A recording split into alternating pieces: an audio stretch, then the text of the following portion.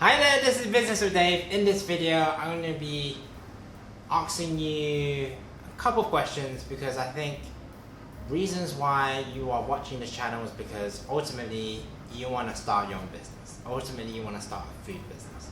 But I want to understand, and I want you to understand, why do you want to do it, and hopefully you have good reasons to do it. Because honestly, if you go into any sort of business, you're going to need to commit a lot of time, a lot of effort, a lot of energy, a lot of, did I say money as well, and resources, and a lot of labor as well.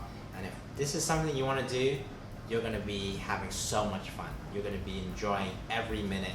As much as it's hard and as much as it requires a lot, you're going to be enjoying as well. But if you're not going to be prepared to commit yourself, this is the time to sort of rethink what you want to be doing. And I want to be able to get you to a point where you are comfortable, and hopefully by the end of this video you will feel comfortable to decide, yes, I will do this. No, maybe I don't have the time, maybe I'll do it in the future, and vice versa. But yeah, before I jump into this video, I want to thank everyone who has subscribed to the channel. You guys are all awesome, and if you haven't already, do subscribe at the end of this video. It will be much appreciated. But yeah, let's jump straight into this video. So firstly, if you want to start your own business, and particularly a food business, you want to be doing it for the right reasons. Is this for you personally? Is this for you to create a living? Is this a part-time thing you want to try out? Or you do a lot of bakery and you want to see if you can try sell? See what your motivations are. What are your goals? What are you trying to achieve? And what are sort of the sales target or minimum you want to sort of be doing, and what would be the best case scenario. I think a lot of people will go from an idea to owning multiple shops, multiple stores, and multiple will be big everywhere. But I think it's great to be ambitious, no doubt, but the reality is you want to be able to start small, and I think that's the key. You're starting small in the beginning. So do map out your steps, do your research, do your preparations. Why would it work? Why people would buy from you? What makes your product unique? Or what are you offering that in terms of customer service that would be different to compared to other people? Why would people shop from you? And I think if you can answer those questions about your particular business or concept, then at least you have a rough idea where you're going to take your business. And I think when you have that rough idea, when you have that goal, that motivation, that's the thing that will be sustained. And I think you keep reminding yourself why you're waking up in the morning, why you're doing this, why you're putting so much time and effort into it. And it should all be for the purpose of achieving your goal that you set just now. And I think that's so important. When you don't have a goal, you will feel lost halfway. You'll feel a bit confused. If something goes wrong, you might decide to quit. That's the thing you want to avoid doing, and if it's right, then obviously you have to quit. But getting to that point, you want to make sure you are informed, you know what you want, and this is the time to sort of figure it out. Because ultimately, if it's learning experiences that you want to be doing, and I've literally been doing that, and I'm still doing that a lot nowadays, you're learning so much, you're experiencing, you're going out to work, you're trying out different ideas. That in itself is so much fun. That in itself is so spontaneous, so uncertain. And I think a lot of that things will scare people, but when you start a business, it's not fixed in stone. You can change, you can adapt, you can be flexible to however you want your business to be. And I think that's the beauty of it. When you work for someone else, you have to follow instructions, their strict systems, their strict orders. But when you are your own boss, you set your own hours, you set how you want to, when you want to work, how you want to make your products, when you want to make your products, who to sell to. That's your luxury. That's the goal. That's the thing that you have a control over. And I think this is a beautiful thing.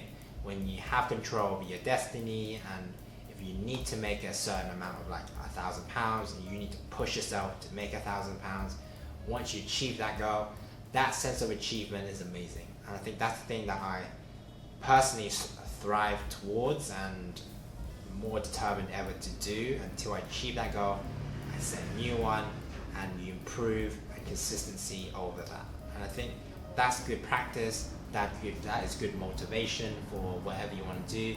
Whether it is a business or a project, literally this will be down to you, because this is ultimately your own sort of business, your own project. And I think if you're happy doing it with a smile on your face, customers can see that. And I think if you have customers who are willing to wait, willing to buy from you, who are willing to get to know you and your business, then you're clearly doing something right. You're doing it for the right reasons. You're not just doing it for all profits. And I think if money is the thing that is pushing you, then you might not find enjoyment out of it as much. Even if you are earning a little bit less than you would want, but you're doing something you're super happy doing and you're getting by, a lot of the time that is enough. And I think for me, that is more than enough. And I think if I want to achieve more, I can put more effort, I can put more time into it. But if I'm happy with what I'm doing, literally you're doing something right. Because if you're unhappy doing it, then you may be doing it for the wrong reasons. And as much as money you'll be building up, and yes, it's great to have a lot of money, but money doesn't buy you happiness. I think if you could find your priorities, set it straight, set your goals, see if it's a sense of achievement or being able to sell to retail stores, that is the goal that you want to be doing for your business, selling it to people in your own shop. Do plan it out, do set goals, do take it step by step. And I think that requires the planning, organizing, obviously the finance commitment, everything you need to do, lots of reading as well and learning, which if you find business fun, you'll be wanting to do that in your free time anyways. And obviously during your work times or break times, this is the time you'll be building that knowledge, building that experience, building everything you need to create a successful business, have that purpose, have that motivation, push yourself to every next level if that's the way you want to do it. Always have a sort of minimum goal, have an ambitious goal, and have steps in order to get to that ambitious goal. Because that ambitious goal might take 2, 3, 4, 5, 6 years, but it's that first minimum goal, that year by year goal, and maybe that is month by month goal as well, that will take you to that ambitious, but at least you have that motivation.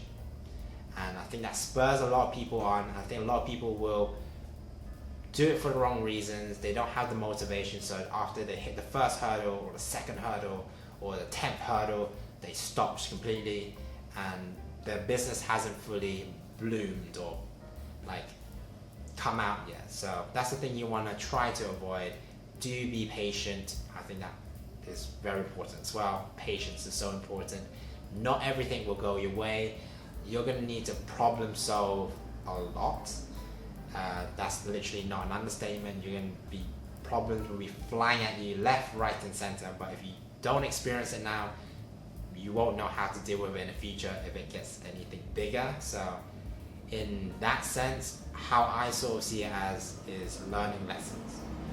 You get a problem, you find ways of solving it, now you know how to solve it. And I think that's so important, because if it comes up again, if it's slightly bigger, you will know how to deal with it. And so important with life, with business, with relationships, with anything. If you could find a positive out of it, work, improve on it, then you'll be completely fine. There's nothing to be afraid of, and if I can do it, literally anyone else can do it. You just need that support, that belief, that confidence. Good ideas is really good as well, but it's not essential, because you can take any idea and turn it into a good idea in terms of execution and planning and research and how much you invest in it. But don't overstretch yourself. Take it on your own pace. Don't do anything that will make you unhappy and will put you down, or is not the right direction you think is going. Do it, see it as mapping out where you want to go, what makes you happy, going out and doing it, and hopefully that is all good. Thanks for this video, guys. Hopefully you found this video useful. If you did, like this video and consider subscribing to the channel. Hopefully this long video hasn't been too long-winded, but hopefully I've encouraged you to set goals, Hopefully you know where you want to go with your business idea. Maybe you already have a business idea that you want to develop and see how it goes. Definitely go for it, because you never know if it works or if it doesn't work if you don't give it a try. So do give it a try, and hopefully if you do need help, put it in comments below. I will help any way I can from this part of the world. But yeah, I've been Business with Dave. I'll see you next video. Thank you so much for subscribing, and hopefully if you haven't, subscribe as well. I've been Business with Dave. I'll see you next video. Take care.